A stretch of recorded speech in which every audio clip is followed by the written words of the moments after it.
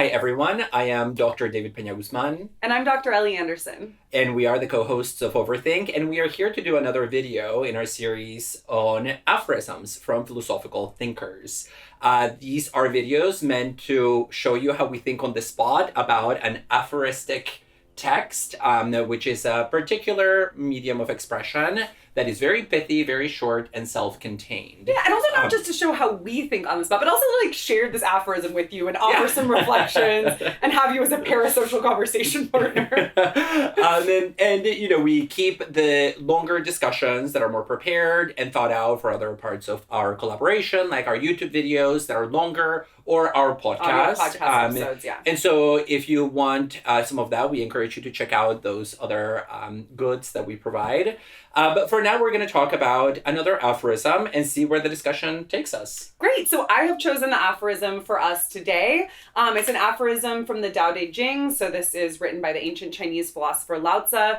And there are many translations to choose from. So I've chosen one that we're going to focus on. But I have 4 other translations as backup if we need to cross-reference anything. So this is from the Feng in English translation. Because we'll definitely be able to like cross-check the references to the original. I like having them as backup. Okay, so here it is. And I will say that because this is from the Tao Te Ching, it's a bit longer than I think some of the aphorisms we consider in this series because Lao Tze's form of thinking is, multi-lined. It's what we might call paratactical. It's not just like encapsulated in a single sentence. So this will be a bit longer than, what you might expect for an aphorism.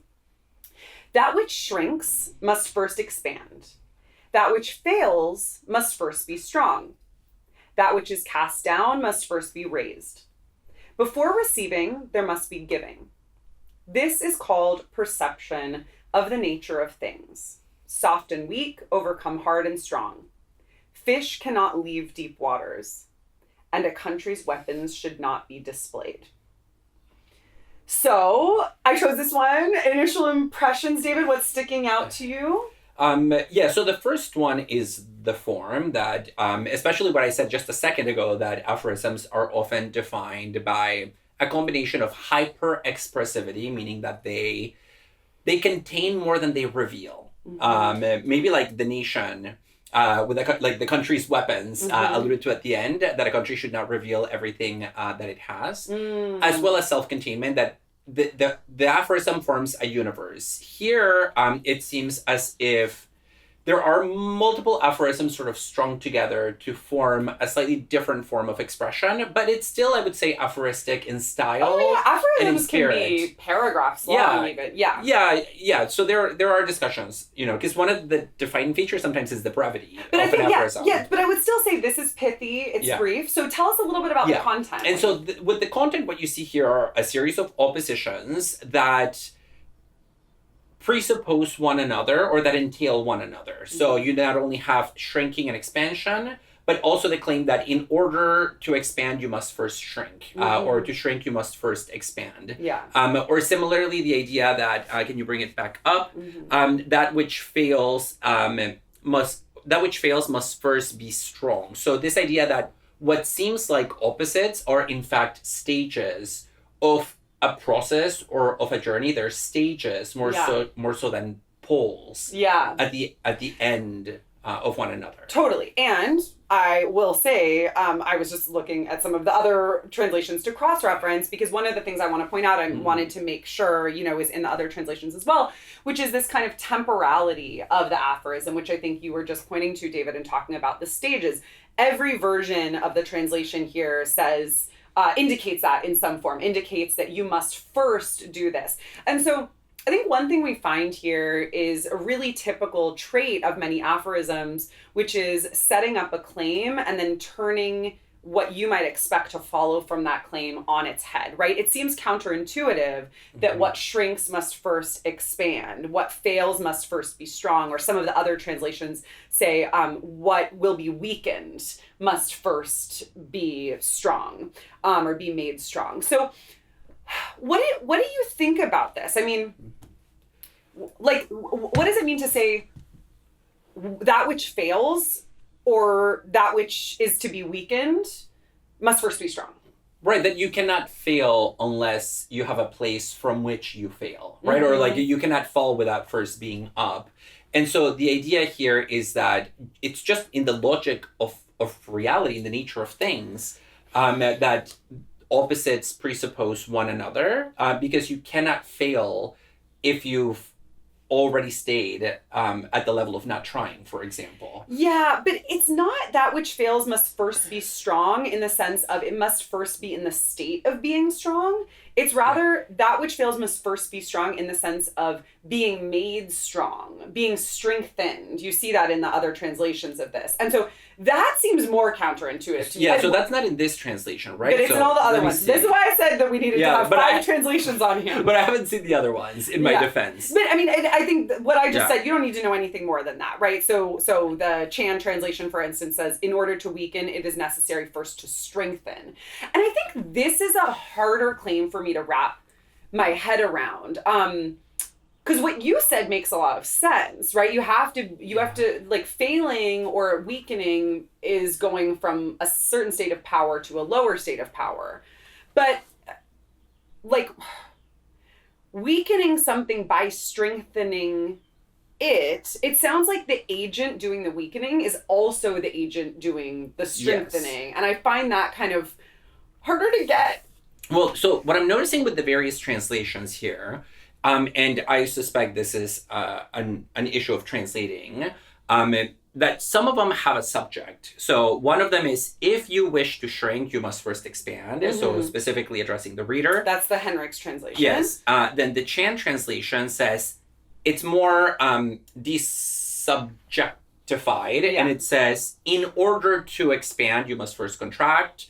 Or in order to destroy, it is first necessary to promote. So it doesn't actually name a subject. It just says these phenomena need to take place in a kind of temporal order. And so it doesn't require that it's the same subject doing both things. Yeah. And other ones are presented in the conditional. If you must do this, then you must also do that.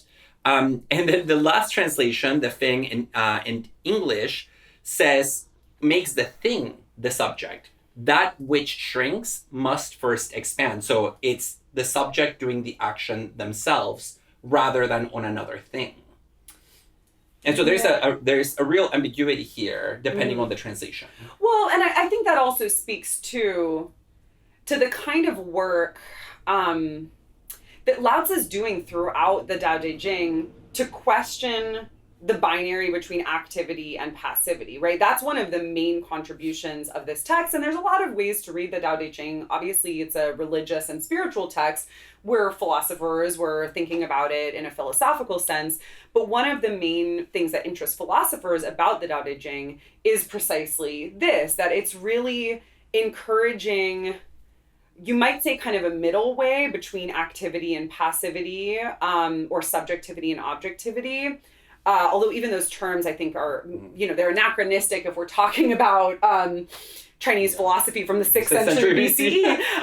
But, there is certainly this kind of, moving, like exploding that opposition. And I don't think it's anachronistic to talk about this aphorism as exploding oppositions, because certainly we see it doing that. It might not be the oppositions that I just described, but I think you see the struggling with those kinds of oppositions in various translations of this. And you do see the oppositions in the text itself, right? Shrink, expand, weaken, strengthen, or fail, cast down, raise. So let's focus on another part of it so we don't just end up kind of spinning our wheels. So I want to talk about the line that follows from this, because all these oppositions are set up and then connected to one another. And then we are told this is called perception of the nature of things. And I got a peek and I saw that it's the same claim in other translations. Mm-hmm. So I think that one is probably more straightforward.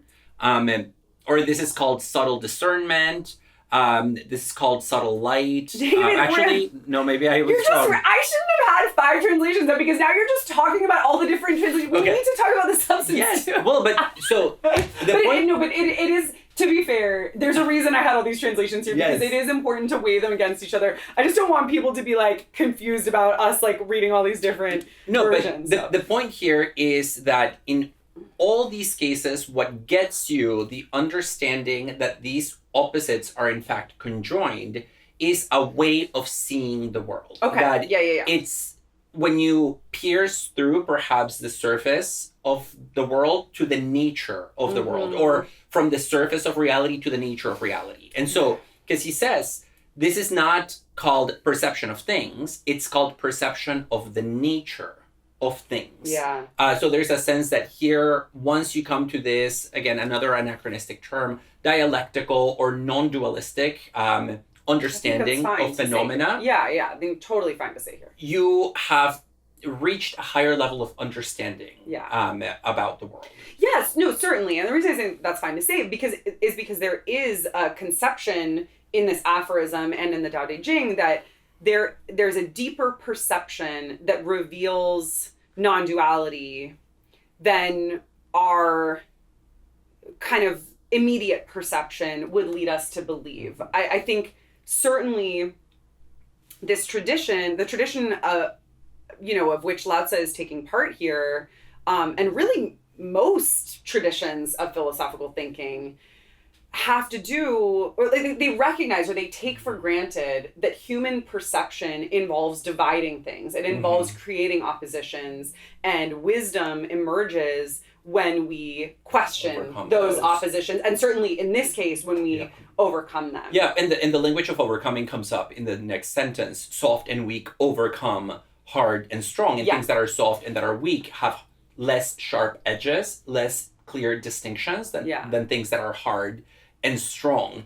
I have to say that the two things that throw me for a loop in this long aphorism are the last two lines that I don't know what to do with. Okay, well, because they cut in a different sense. Yeah, well, can we talk about soft and weak overcome hard and strong for a second? Sure. Okay, because I think that's definitely a motif in Lao Tze's work as well. This this image that something like water will eventually wear down a rock, right? And so there's a conception of time here that we talked about already at the beginning of this, like, this process happening over time that resists expectations, and that ultimately, that attention to that reveals this surprising fact that the soft, the weak, is ultimately stronger than what we consider the strong. Okay, so you wanted to talk about the last two lines. So this is, fish cannot leave deep waters and a country's weapons should not be displayed. I mean, I think you already got at the last line towards the beginning when you were talking about how the part of the idea here seems to be that wisdom hides itself and like maybe should remain hidden from our everyday way of understanding, right? That's how I would read this line. So I don't know, because the idea that a country's weapons should not be revealed points in the favor of concealment, right? Things ought to be concealed. Whereas the first part talks about things being revealed to a discerning intellect that was previously hidden, like this non-dualistic dimension where what is soft is actually stronger than the strong, so on and so forth. And so this one points in favor of hiddenness as opposed to in favor of revelation. Yeah. And the sentence about the fish in deep waters actually seems to institute a dichotomous way of thinking where, no, in fact, fish belong in waters and they cannot be in air. So it's not the same kind of reversal, right? A similar reversal would be maybe something like sometimes fish fly higher than a bird or, something like that. And so it attributes a proper place with limits to an aspect of nature. Okay, I see. Yeah, and I think I read them pretty not differently from you, but yeah, I read those last two lines as not saying the same thing, which it sounds like is compatible with your reading, because you're right that the last line, this idea that weapons should not be displayed, the weapons of the state should not be displayed. So that's a line about power and how power operates on the basis of concealment. But the fish cannot leave deep waters, and some of the other translations have a bit more normative language, like they shouldn't or they mustn't leave deep waters. That seems to be, more a claim about the natural order, the way that things are and must be. The reason that fish should not leave deep waters isn't because they'll dangerously reveal their power or confuse or harm people. It's because they themselves will die, right? That's very different from the case of weapons. So I wonder if you think there's anything to this pairing of these last couple of lines. Like, is there something going on? I mentioned briefly at the beginning that I take Lao Tze to be writing in a sort of paratactical way here, which means that the meaning emerges not from the subject predicate structure of the sentence, but from the juxtaposition of the sentences. The meaning emerges from the idea. And I also just want to very clearly acknowledge here, as to follow up on me saying that we are philosophers talking about this right now, that a lot of people would say, like, this is not the way to read the Tao Te Ching. This is not the way to read Lao Tze.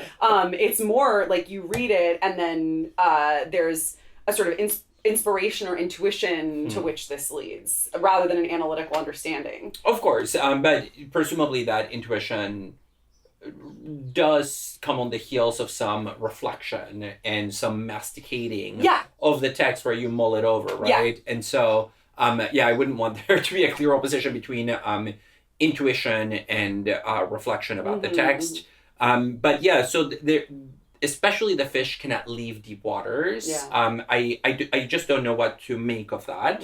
But it might be that because of the structure of the text, where further lines illuminate previous ones, it might be that we just need to read further into the text in order to, over time, see how the constellation of elements interact with one another. Because here we are doing precisely what the intellect does, which is we're cutting out a piece and analyzing it in a vacuum. Well, totally. And just a quick note on that line too. So the idea that fish should not leave deep waters, or fish cannot leave deep waters, it's not that that means that they couldn't leave deep waters and go to shallow water. It's rather a lot of the other translations just use the word the deep. Fish cannot leave the deep or water, right? And so I think that the phrase deep waters here should be taken as a single idea, right? Like as water or the depths, because at first I was like, wait, but there are some fish who live in shallow water. Not the point here. And there are non-fish in the ocean too. Terrible reading, just like pulling it apart in that case. Okay. We didn't even talk about, I think, maybe the most beautiful line, which is, before receiving there must be giving. So maybe we can close by just briefly addressing that. Before receiving, there must be giving. I think this is probably the most straightforward line, at least reading it, as a contemporary American, this text that was written halfway across the world, over 2,500 years ago. I don't know. I think it would be more intuitive if it was turned around. Before giving, you must first receive in order to have something to give.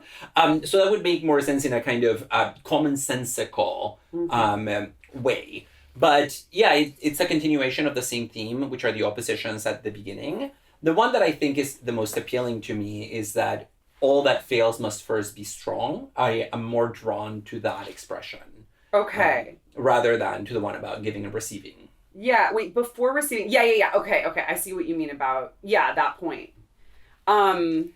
Just want to quickly say, before receiving, there must be giving. I would say that what that implies to me is that you already are. And that means you also already have, not necessarily in a sense of possessions, but in a broad sense. And so to be able to make space for receiving, you have to first give. Yeah, or it also could be read to suggest that, and I don't know how consistent this would be with the rest of the text or the philosophical system that it frames, that being from the very beginning is already a kind of exuding or an excess or like an I'm here now reaching almost for Neoplatonist language.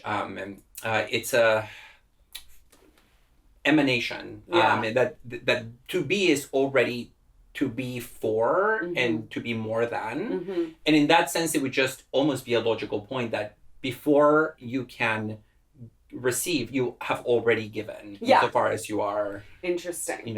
Interesting. Existing outwardly. Okay, well, this seems like a good note to end on. I forgot to mention the number of the aphorism. This is aphorism 36 in the Tao Te Ching. We've been reading the Feng in English translation and also the Wu, Lao, Chan, and Henrik's translations. Thank you so much for joining us. Do you want to close us out, David? And we encourage you to like and subscribe, to like this video, subscribe to our channel, and also listen to our audio podcast where you get more of this, but in a longer format. If you haven't already. Of course, but we know you have. And also check out our website, check out our social media. We post a lot of exciting philosophy content. I feel like our paradox episode of the podcast would be the closest, would be a nice complement to this discussion. To this, with aphorisms. Yeah, in any case. And we also encourage you to become a member of our Patreon group. You could do that by signing on. Patreon.com. Patreon.com, yes. Thank you so much.